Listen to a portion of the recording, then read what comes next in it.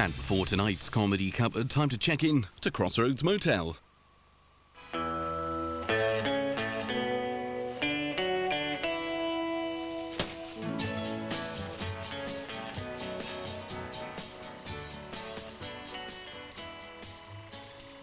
Scrambled eggs this morning.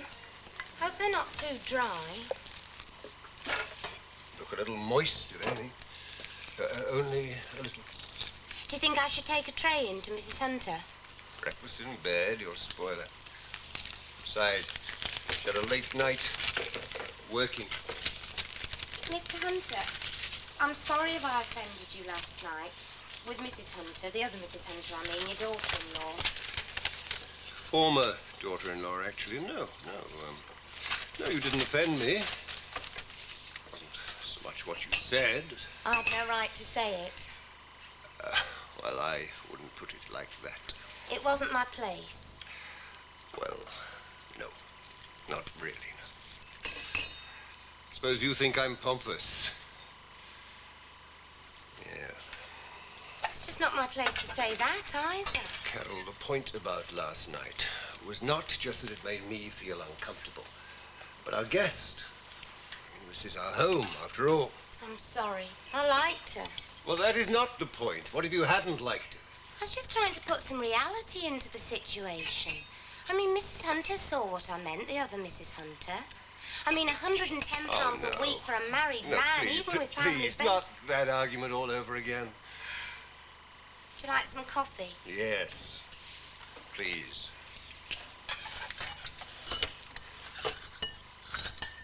Mr. Hunter, how would you like me to be with your guests?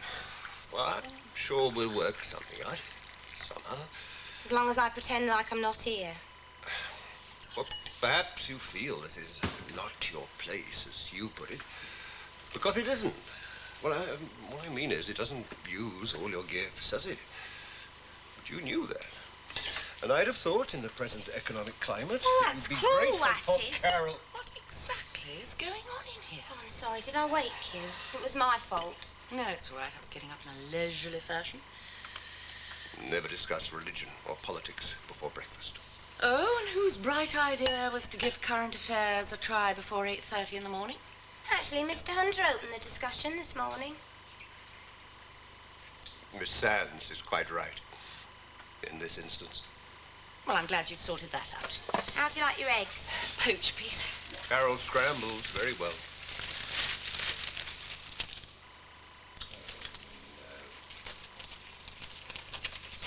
That's really been scared like that. I told you. Anyway, Mac came with me. I don't know what I would have done without Mac. Here. Morning. Morning. Morning. You see, I didn't know whether I liked it at first. But then Mac got it chatting.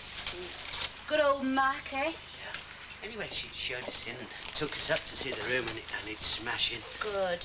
Yeah. Bit small, like, but I don't mind that. And then Iris came, we started laughing and joking, and we had a cup of tea. Regular party. Eh? It's past 9 o'clock. Yeah. Time to go and do some work. Oh, yes, Mr. Jones. Give that to Mac, will you? Remind him we promised it for lunchtime.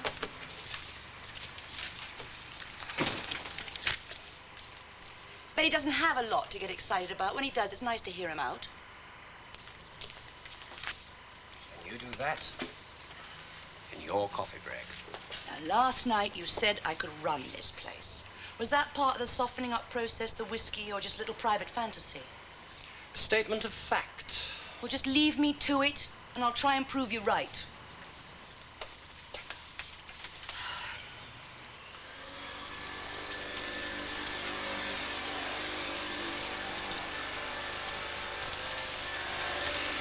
Would you like to talk about it? Well, not now. It's hardly possible. Besides, she might join in. I thought you admitted that it was your fault for raising whatever it was you were talking about. Raising the matter is not admitting that it was my fault. Well, what is the problem, then? The problem is that as long as she's in the place, I'm always going to be put into my place in my own home. She'll corner me the way she did just now. Once you'll corner me. Do you like a top-up? Beg your pardon? More coffee? No, thank you. Well, I'll clear now, if that's all right. I was wondering if you'd go into the village for me this morning to get these. I've made a list for you. What, now? Well, it would be better this morning because I have things to do before going into the motel. Well, the bedroom's only half done. That's all right. You can finish it off later. It's just that I like to be orderly, you know, one thing at a time. Still, if you want these, I'll go. Just tell the stationers to put it on my account. Oh, yes, carbons. Large box. And also 4 spools of number 14 typewriter ribbon. Right. Anything you'd like, Mr. Hunter, whilst I'm at it? Thank you, no.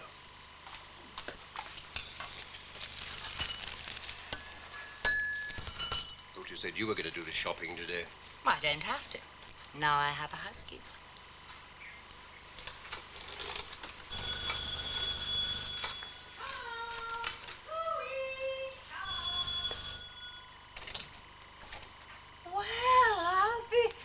I have been often. Well, you don't seem all that pleased to see your one and only sister. Anyone would reckon I was here for last week's rent. Aren't you going to ask me in? Yeah, of course. Come on. Miss Iris. Gone to the antenatal clinic, has she? She all right? I mean, she always was a sickly-looking kid, if you ask me.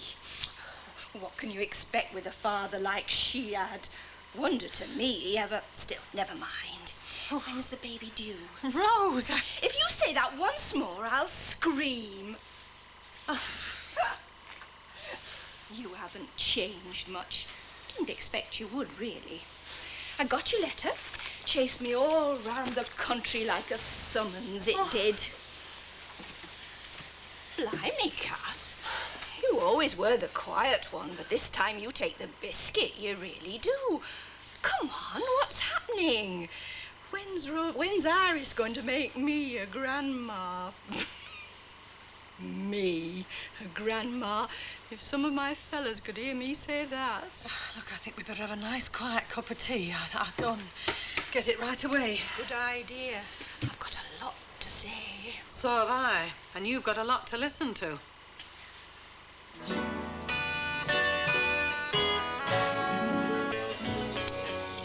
I've never heard of that sort of thing before. Phantom pregnancy. Bye. Most of the women I know would wish themselves out of being pregnant, not into it. Good thing Mum didn't. What? Oh, us, you mean? Yeah. But what about you, Rose? What have you been doing all these years? Oh, knocking about, you know. After I left Scotty. Funny, I never ever called him by his first name, always Scotty. I'm not sure I can remember what his first name was. Cyril. Cyril? Well, I ask you. Anyway, that sailor I went off with soon ditched me. So what happened to Cyril? Scotty. Never heard of him from that day to this. Snuffed it, I shouldn't wonder. Just living made him tired. This tea's gone stone cold. Oh, well, I expect I'm not surprised. Been there over an hour. I'll get some more in a minute. Have some more cake. No. So you're not certain whether Scotty's dead then? So that's why you never married again? Not married, actually, no. Didn't fancy it, really, after that first go with Scotty. There was one fella, but he was married already. Oh, I see. Oh, he was living apart from his wife when I met him. I'm not a home wrecker, love. The only homes I've wrecked have been my own. No, I reckon we might have got married, me and Bob, but he died.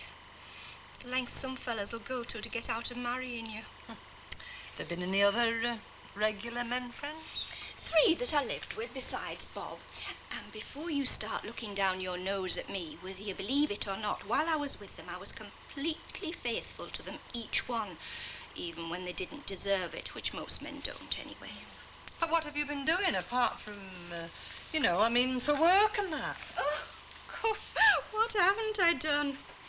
Barmaid, waitress, chambermaid, manageress in a newsagent's, though I soon packed that in. The hours I had to get up in the morning. There was cashier in a bookmaker's shop. I was on the stage once. An actress, were you really? Well, not an actress exactly, more a sort of dancer. You could never dance. It was in a club, exotic dancer. Rose, you didn't. Why? Didn't you think I was up to it? No, I don't mean that. I mean, why did you do it? Easy. I was broke again. I needed the money for an operation. You don't have to pay for operations. Depends. Mind you, the job I liked best was in the fashion trade in Mortimer Street in London. You couldn't even sew on a button. Not making the stuff, wearing it. But I was a model. Mature model. Suits for the businesswoman, country gentlewoman, that sort of thing. All I had to do was to smile, haughty, and keep my mouth shut. That must have been a strain. Why did you leave? Well, there was this buyer from Chester, smashing fella. But it passes, don't it? Maybe you wouldn't know. Oh, is she, Kath? Iris, I mean. Poor kid. Does she take after me? I mean, I bet she looks like our mum. Funny, I can't help thinking of her the way she was when I last saw her. Yeah, when she was 5 years old. Bit late for getting sentimental, Rose. You've got a lot to answer for. Oh, take no notice. He didn't mean anything. He wasn't getting at you. Well, it sounded like it to me. No, he's just in a mood because, well, because of something that happened, but he had no right to take it out on you, so you just forget it, all right? Your room sounds very nice. Oh, it's smashing. I'm moving in soon. I've already given some money, you know, first. Great. Oh, I nearly forgot the tobacco. Oh, yes. Max said to give you that. 1 12,000-mile service completed. Oh, bless him, right on the button. Yeah, and that's the keys. Oh, you can take those back to Mac. We promised delivery on this one. Yeah, but he's got 2 MOTs to do. Well, tell Nobby. But he's had to break down. What's he doing? Extended tow. Takes time, it's miles. What's the trouble? We have a car to deliver. And? And no one to deliver it. We deliver? In this case, yes. What? It was special. In what way? The lady had a problem. So you decided that we would deliver? Yes. Right. You drive, you're covered. You made the promise, you deliver. So what happens here? Oh, we'll grind to a halt without your expertise.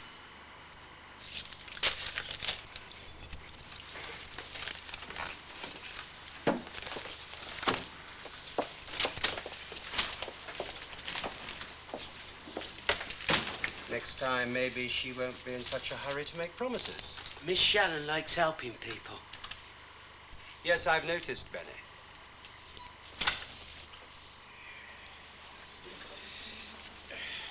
Kath, I'm home. Lunch ready yet? Coming. I'm starving after my early start. I haven't even had a chance to read the paper. I must say that you... Well, what must you say, Arthur Brownlow?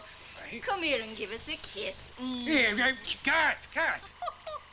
You're the first man I've kissed who's called for his wife. Some have called for the fire brigade, but never for their wives before.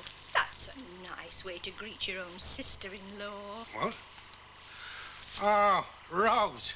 Yes, I might have guessed, mightn't I? You haven't changed, have you?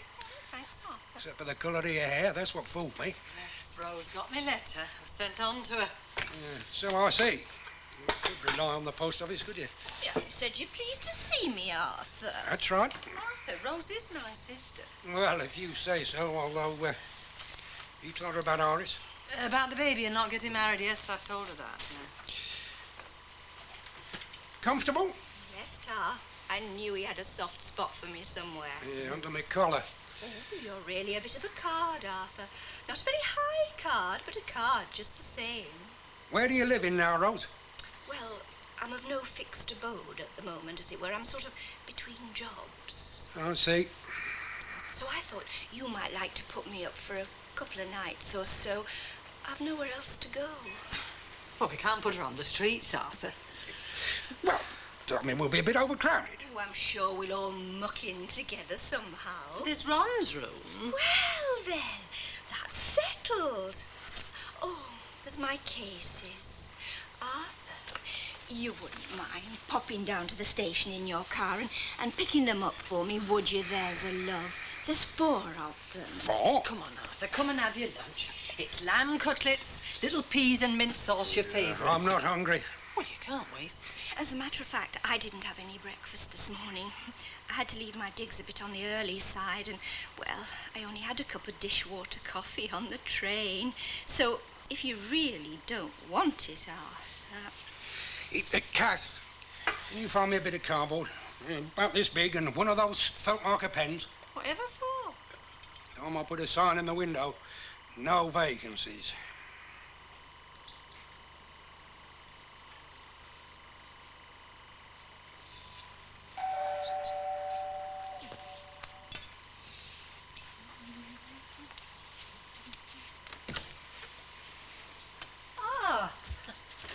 Come in. It's me.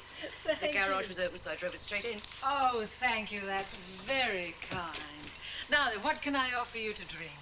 Oh, no, really? Oh, come on. And you've no driving excuses? True. Scotch and soda, thank you. Good. Are you in a hurry? Not really. It's my lunch hour. Then I shall have a look in the fridge and see what I can come up with. Oh, no, please, you haven't. I have been longing for someone to talk to. So you must forgive me if I take up your time. Do sit down. Thank you. Lovely. Do you have a family and... Oh, yes, I have a son, Ashley. He's away. In Yorkshire. School? Oh, no. Oh, would that he were. No, he's been working there for a long time now. I must say I do miss him. Well, you got a smashing home. Oh, do you really think so? Reggie was mad about this place when he dragged me round to see it. A charming woman, a Mrs. Owen used to live here all by herself, can you imagine? It's almost too big for us. Sometimes I think, you know, years ago, many years ago, we used to live in a flat in the middle of the city. It was bustling and noisy and busy, and I could just open the front door and lose myself in the crowd.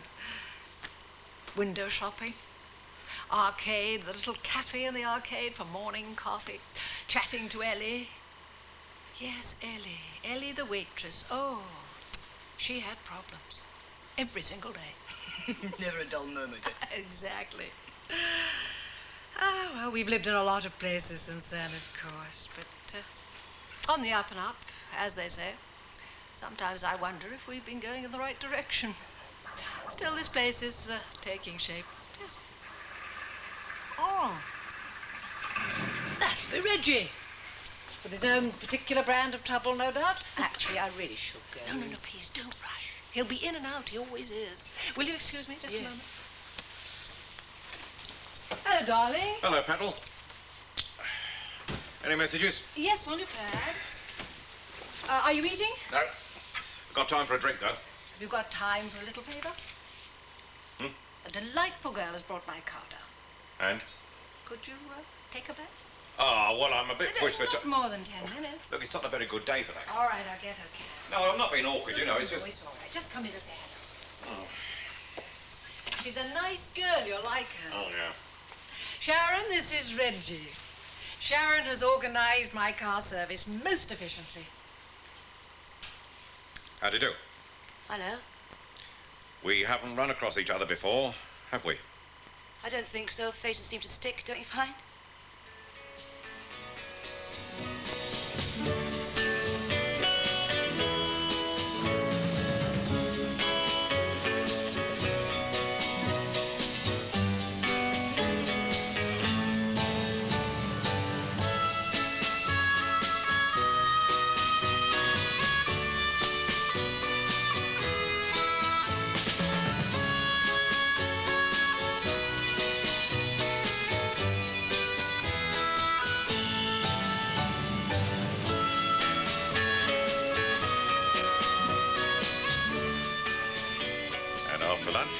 I'll run you back.